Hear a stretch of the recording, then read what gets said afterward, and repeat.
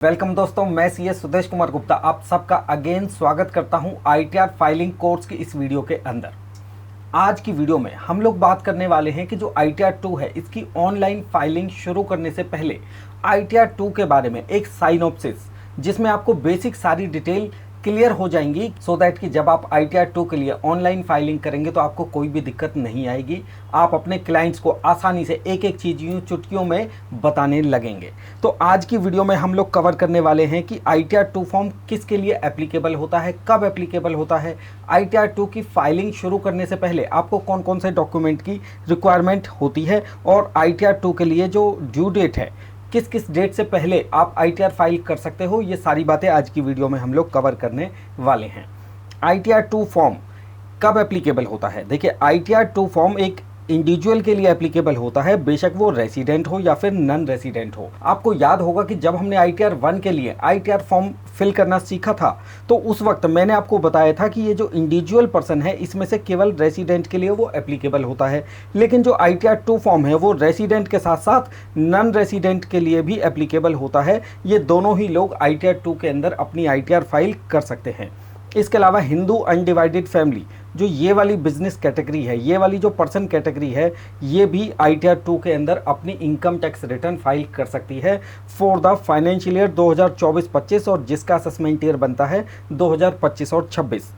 ITR 2 के अंदर कौन कौन सी इनकम आप रिफ्लेक्ट कर सकते हो?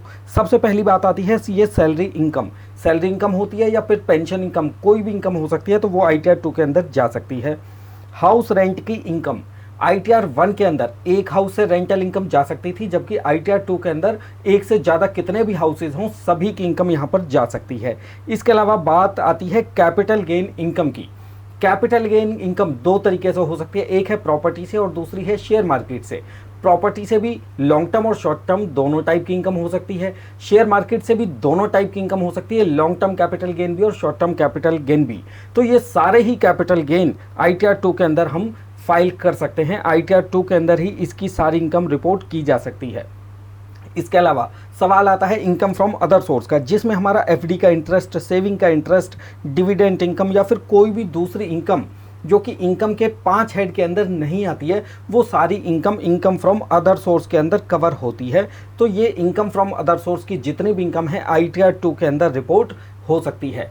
ये सारी बातें मैं आपको पहले भी एक वीडियो के अंदर बता चुका हूं, जिसमें मैंने आपको बताया था कि आईटीआर 1 से लेके आईटीआर 7 तक के फॉर्म कब एप्लीकेबल होते हैं और कब ऐसे केसेस होते हैं जब हम इन आईटीआर फॉर्म्स को यूज़ नहीं कर सकते। इसी तरीके से आईटीआर 2 के अंदर भी एक केस है जब हम आईटीआर 2 को यूज़ नहीं कर सकते, वो केस है बिजनेस इनकम। क्योंकि बिजनेस इनकम के लिए आईटीआर 3 और आईटीआर 4 ये दो फॉर्म्स अलॉट किए गए हैं इनकम टैक्स डिपार्टमेंट की तरफ से। अब आप सोच रहे होंगे कि ये सब मैंने यहाँ पर क्या लिखा हुआ है। ये सब मैंने आपको एक याददाश्त बनाने के लिए, आपकी नॉलेज को अपडेट करने के लिए यहाँ पर लिखा हुआ है कि जो आईटीआर 1 का केस था इसके अंदर ये सभी 15 केसेस थे जब हम आईटीआर 1 को यूज़ नहीं कर सकते। इसमें से सिर्फ, अब मैं यूँ कहूँगा कि सिर्फ एक बिजनेस इनकम वाला केस ऐसा है जब हम आईटीआर 2 को यूज़ नहीं कर सकते। बिजनेस इनकम को छोड़ के बाकी ये जितनी भी इनकम है इन सब के केस में हम आईटीआर 2 को यूज़ कर सकते हैं। आज की जो वीडियो है ये बेसिकली मैंने इसलिए बनाई है ताकि आप आईटीआर 2 की फाइलिंग है इसको शुरू करने से पहले आईटीआर 2 के बारे में जो बेसिक चीज़ें हैं, जो डॉक्यूमेंट की रिक्वायरमेंट है, उसको आप समझ लीजिए सो दैट कि आपको किसी के सामने एक शर्मिंदगी ना उठानी पड़े कि इनको ये नॉलेज नहीं है। तो मैं अपने कोर्स के अंदर आपको कम से कम इतना अपडेट कर दूंगा कि आप किसी के सामने भी चुटकियों में यूँ आंसर देने लग सकते हो। इनकम टैक्स रिटर्न फॉर्म 2, जिसे हम शॉर्ट में बोलते हैं आईटीआर 2, इसके लिए जो ड्यू डेट है वो क्या मेंशन की गई है इनकम टैक्स एक्ट के अंदर? सबसे पहली बात आती है नॉर्मल ड्यू डेट, जो कि मेंशन है इनकम टैक्स के सेक्शन 139(1) के अंदर। ये ड्यू डेट आती है जो मेंशन है वहाँ पर 31 जुलाई 2025, यानी इस डेट से पहले जितनी भी आईटीआर आपकी फाइल होंगी वो नॉर्मल रिटर्न आपकी कहलाएंगी।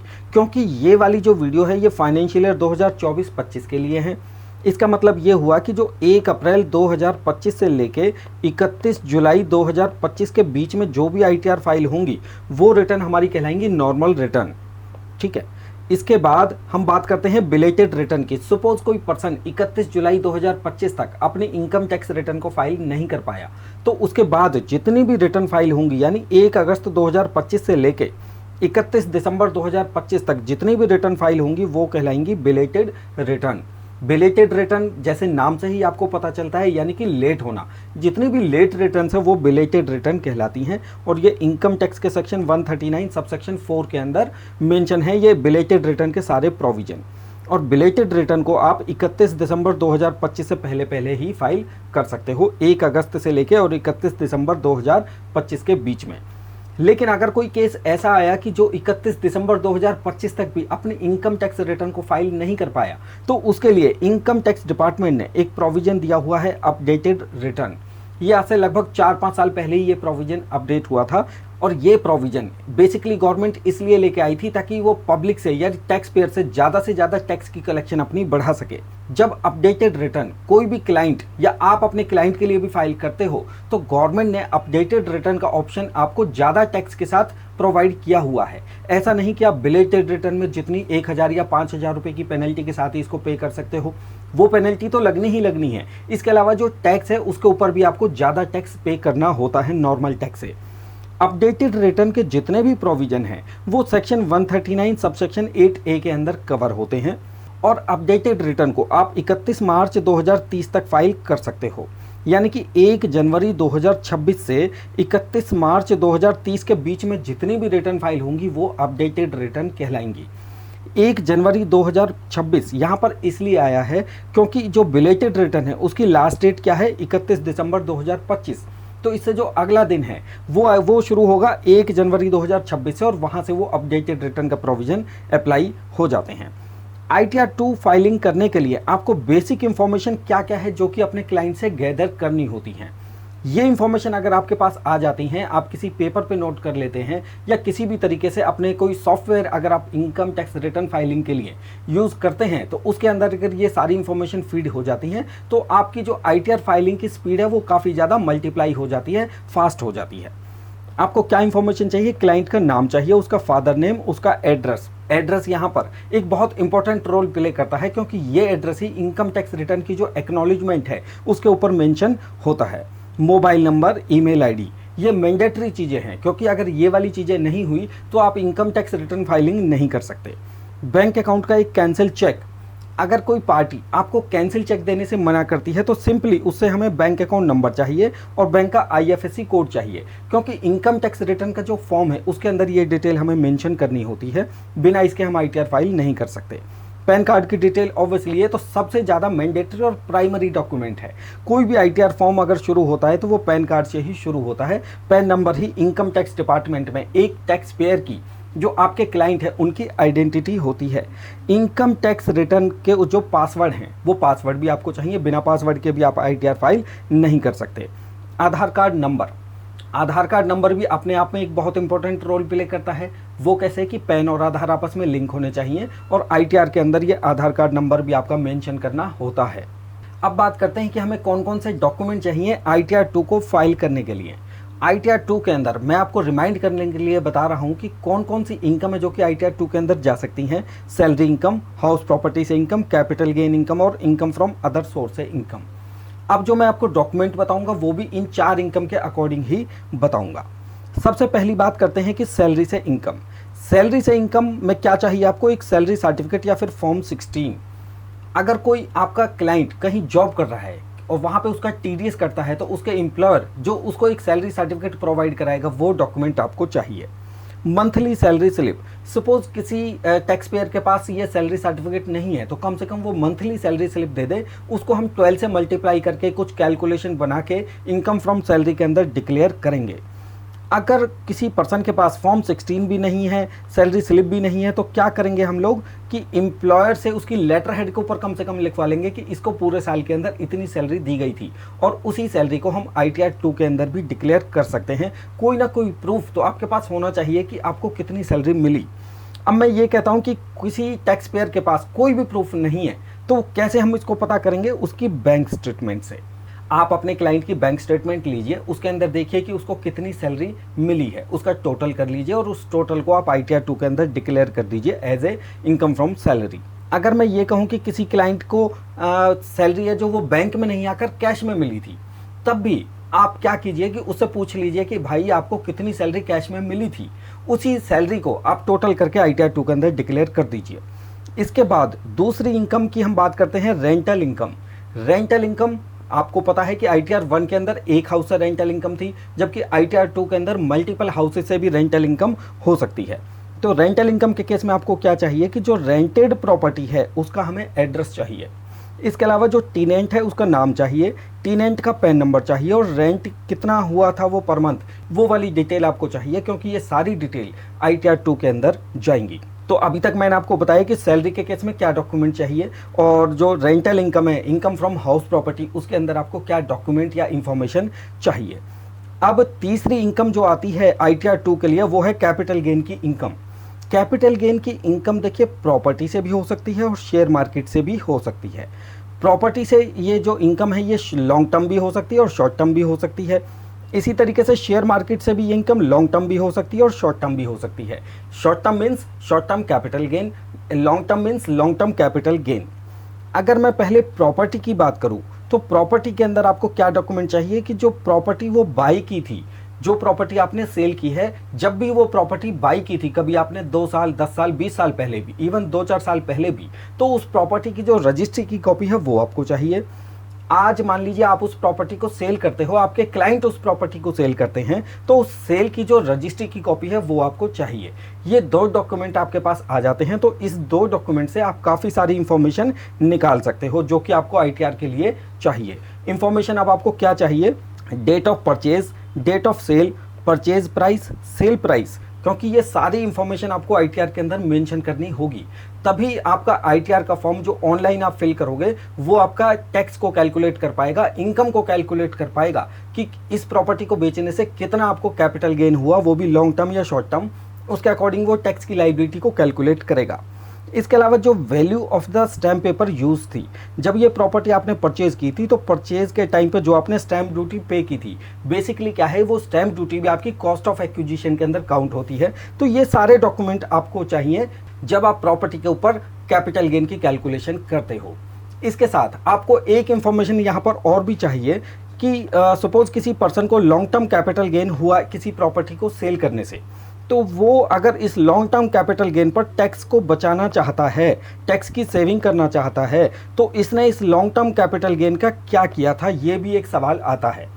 क्योंकि ये जो लॉन्ग टर्म कैपिटल गेन है या फिर ये वाला जो सेल प्राइस है, ये 2 चीज़ों के बेस पर हम टैक्स बचा सकते हैं। तो लॉन्ग टर्म कैपिटल गेन के ऊपर जो टैक्स सेविंग के प्रोविजन है वो कौन कौन से अप्लाई होते हैं। सेक्शन 54, एक रेजिडेंशियल प्रॉपर्टी परचेज की, रेजिडेंशियल प्रॉपर्टी नई बाई कर ली, तो कौन सा सेक्शन अप्लाई हुआ, सेक्शन 54। जितना भी कैपिटल गेन था वो आपने कैपिटल गेन बॉन्ड के अंदर इन्वेस्ट कर दिया, जो कि सेक्शन 54 EC के अंदर कवर होता है। तो यहाँ पर आप मैक्सिमम 50 लाख रुपए तक की एग्जम्पशन ले सकते हो। बेसिकली ये वाला एक अगली वीडियो का पार्ट है कि हम किस तरीके से टैक्स को बचा सकते हैं। आज का हमारा थीम है बेसिकली कि कैपिटल गेन के लिए हम प्रॉपर्टी के केस में कौन कौन से डॉक्यूमेंट हमें गैदर करने हैं।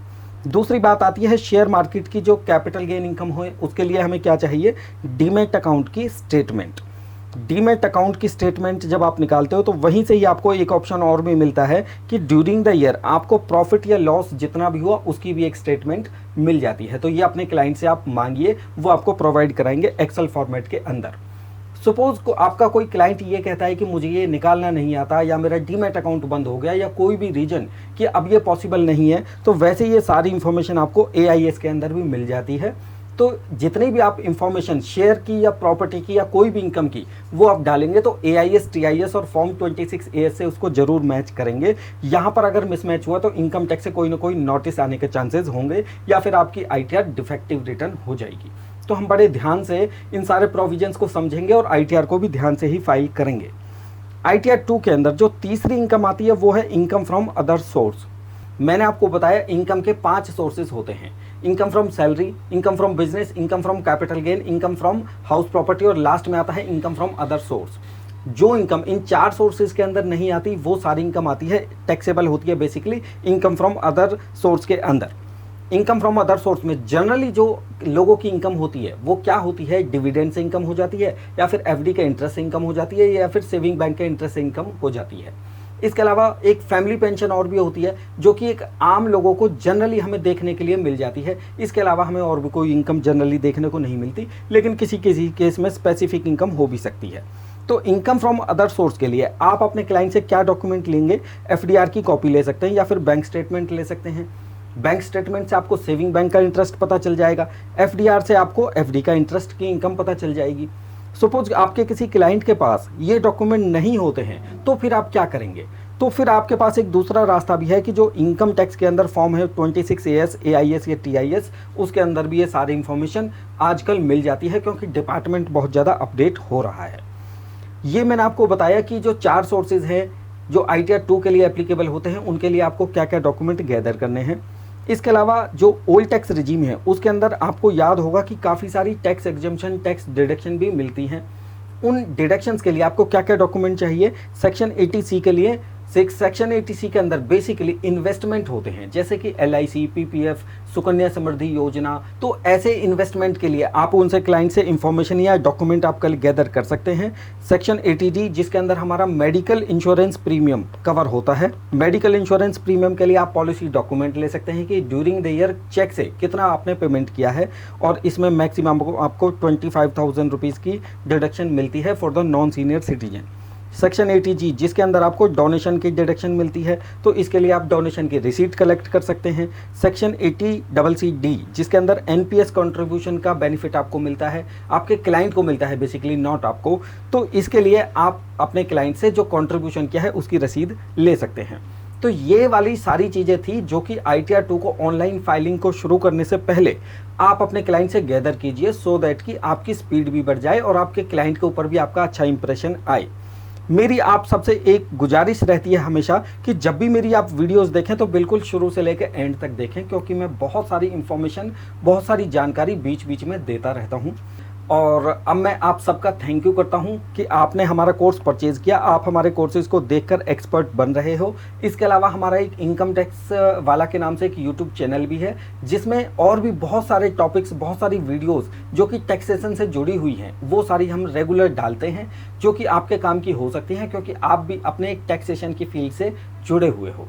तो आप उस चैनल को भी सब्सक्राइब कीजिए और देखते रहिए हमारी अगली वीडियो। अब जो इसके बाद नेक्स्ट वीडियो आएगी वो आएगी जिसमें मैं आपको प्रैक्टिकल फाइलिंग बताऊंगा कि ITR 2 को आप इनकम टैक्स पोर्टल पर किस तरीके से फाइल करेंगे। तो मिलते हैं आपसे अगली वीडियो में, तब तक के लिए नमस्ते।